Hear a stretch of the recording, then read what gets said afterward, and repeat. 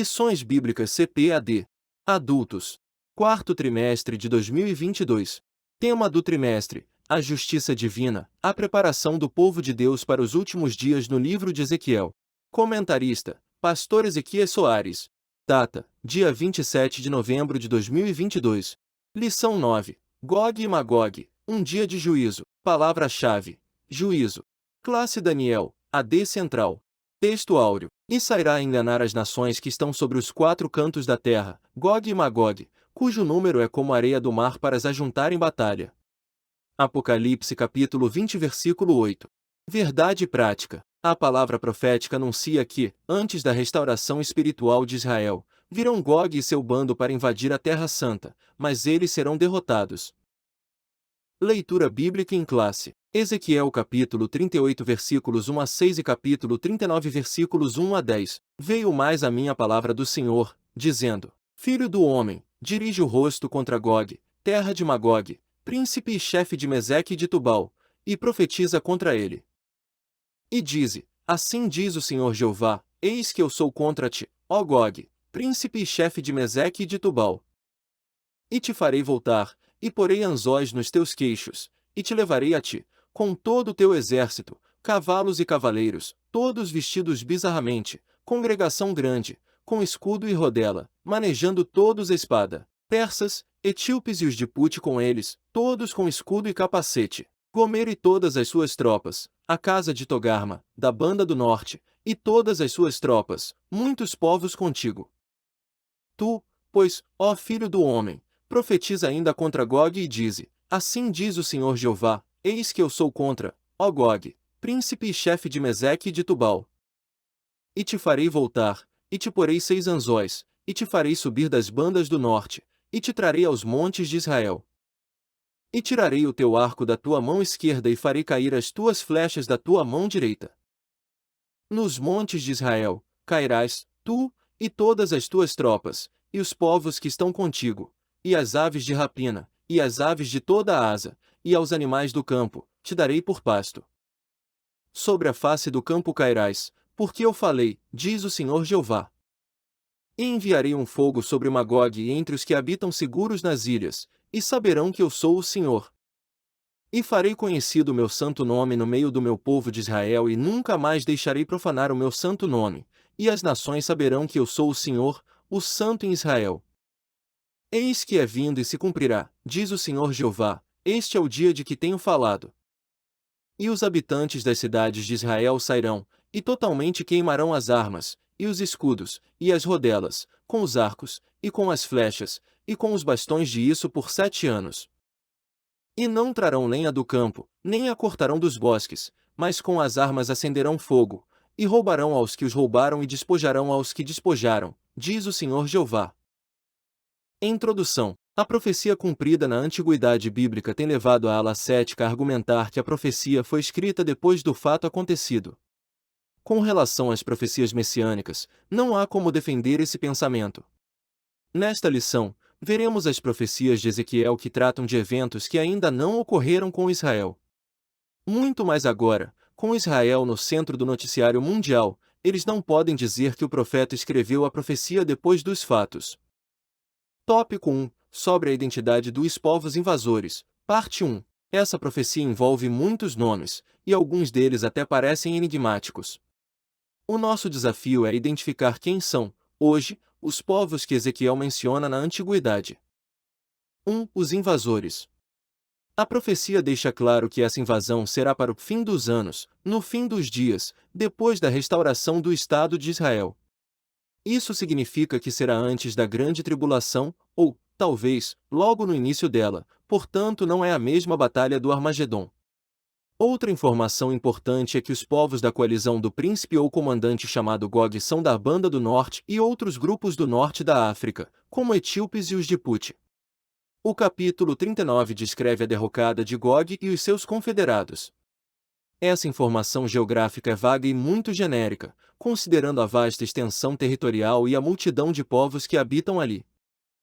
2. Compreendendo a profecia.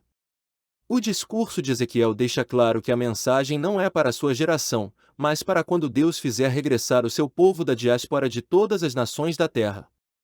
Como a profecia é para um tempo ainda distante, esses oráculos divinos foram vazados na linguagem da época do destinatário original. É necessário, pois, identificar esses povos no contexto em que vivia o profeta e procurar identificá-los nos tempos atuais, quando possível. Isso tornará a profecia compreensível e mais vívida em nossos dias. 3. Gog. O nome Gog, fora da profecia de Ezequiel, só aparece mais 2 vezes nas Escrituras, um descendente de Ruben, sem qualquer vínculo com a profecia, e na revolta de Satanás contra Deus e seu povo depois do milênio, em Apocalipse capítulo 20 versículo 8, como outro acontecimento. Tais nomes em Apocalipse são emprestados de Ezequiel 38 e 39. A enciclopédia judaica identifica Gog com o rei Giges, também conhecido como Gogo, da Lídia, região da Anatólia, na atual Turquia asiática. Essa é a interpretação da maioria dos expositores do Antigo Testamento e dos arqueólogos. Mas a descrição profética parece indicar um título, como Faraó, no Egito, Shah, na antiga Pérsia, César, em Roma, e não o nome pessoal de alguém. Tópico 2. Sobre a identidade dos povos invasores. Parte 2. Magog. É o nome de um descendente de Jafé, filho de Noé, que aparece em Ezequiel como um lugar. As fontes antigas o incluem com os habitantes do Cáucaso, procedentes de Gomer. O historiador judeu Flávio Joséfo identifica Magog com os citas, um conjunto de etnias nômades que viviam na região norte do Mar Negro e do Mar Cáspio. Os citas aparecem no Novo Testamento juntamente com os bárbaros. 2. Meseque e Tubal. Tubal e Meseque são 2 dos 7 irmãos filhos de Jafé, filho de Noé. Os filhos de Jafé são Gomer, e Magog, e Madai, e Javã, e Tubal, e Meseque, e Tiras. Esses 2 jafetitas deram origem a Tabal e Mushi, reinos frigianos da Capadócia, na Anatólia, segundo inscrições assírias. Nessa coalizão aparece mais um da família de Jafé, Togarma, filho de Gomer. Gomer é o primeiro da lista dos filhos de Jafé. Ele é identificado desde a antiguidade com o povo do Cáucaso. 3. A coalização de Gog. Fazem parte do bando de Gog mais 5 povos, persas, etíopes e os de Put com eles, todos com escudo e capacete, Gomer e todas as suas tropas, a casa de Togarra. Todos eles são citados previamente nos oráculos de Ezequiel. A Bíblia hebraica emprega o nome Cush, para Etiópia e Put para Líbia. Ambos, Cush e Put, são descendentes de Cã, filho de Noé. O norte da profecia em relação a Israel inclui a Mesopotâmia, a Ásia Menor e as regiões do Mar Negro e do Mar Cáspio. Os persas são os atuais iranianos. A Pérsia teve o nome mudado para o Irã em 1935. Tópico 3. Sobre o contexto escatológico. A interpretação popular que considera a Rússia como Gog ganhou muito espaço durante o período da Guerra Fria. 1. Gog e Magog. A mensagem contra Gog, terra de Magog, príncipe e chefe de Meseque e de Tubal, é uma das passagens mais difíceis das Escrituras. Muitos acreditam tratar-se de uma expressão genérica para indicar o futuro inimigo de Israel.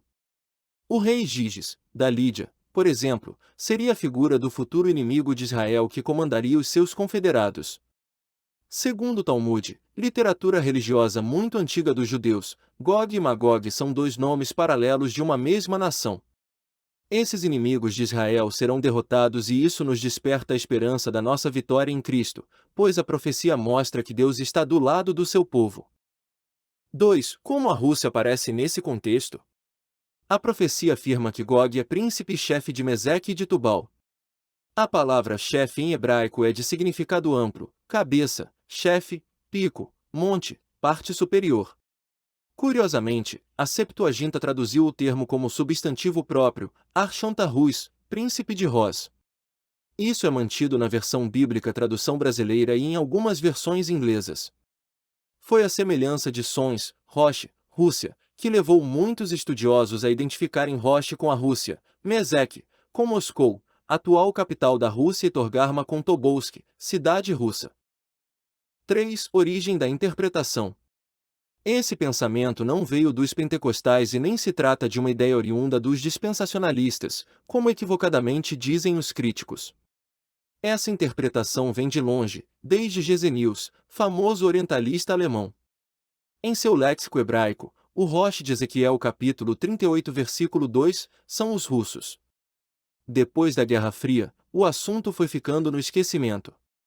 Mas com a guerra da Ucrânia em 2022, a relação entre Rússia e Ocidente está voltando ao cenário mundial, o que era antes da queda do Muro de Berlim em 1989.